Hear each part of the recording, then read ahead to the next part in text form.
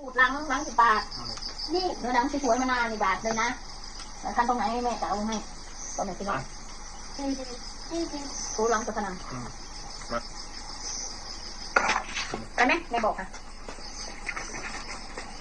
จะลงไปเหยียบกันนะเด้ออาบน้ำแล้วอย่าไปให้บอกเป็นยังจังหามากินเอาในข้าวไปเอาน้ำในตู้เย็นมาดูเร็วเร็วไปเร็วลูกไปไปก็ได้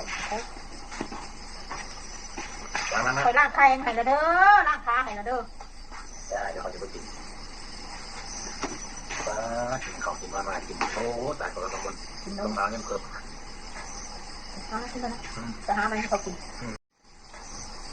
ขึ้นมานะจะหาอะไรให้เขากินพอเขาเนี่ยทำถึงต้มไข่เนี่ยเวลาลูกกระจายมาจากมาอุ้มตรงนี้แกนตั้นนักนะแกงแดงขนาดเลยรวยกินถ้าใครจะมาแล้วก็มาแกงแดงก็น่ามาเนี่ย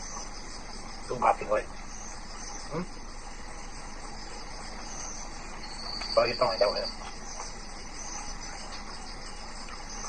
เย็นปะ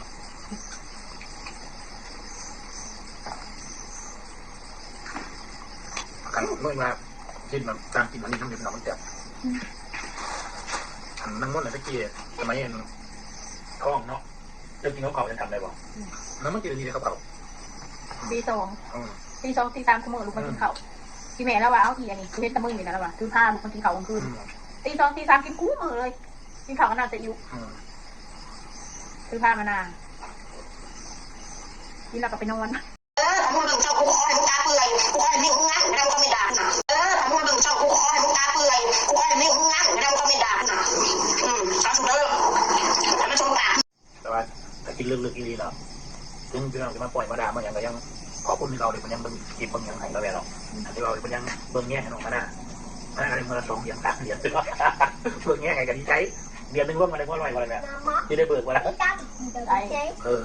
เร่งสิเดือนนี้เราจะเร่งอะไรจะ2 เดือนเขาเตะมาลายมือแล้วช่องน้องมานานฝากเบิ่งให้ในเด้อพี่น้องเฮ็ดนั่งกับเบิ่งให้แน่ทำไมจะมีไฟที่ได้อะมันเราได้สาระแน่นี่สาระแนวนี่แน่เช็ดกันเราก็อยากได้เราก็จะได้วันนี้ต้มแล้วไปเนาะลูกไปวันกินมันก็ต้องนั่งเฮ็ดจำต้นทุนแล้วมันก็มีทุนสิไปเฮ็ดผักเฮ็ดทำนี่แหละ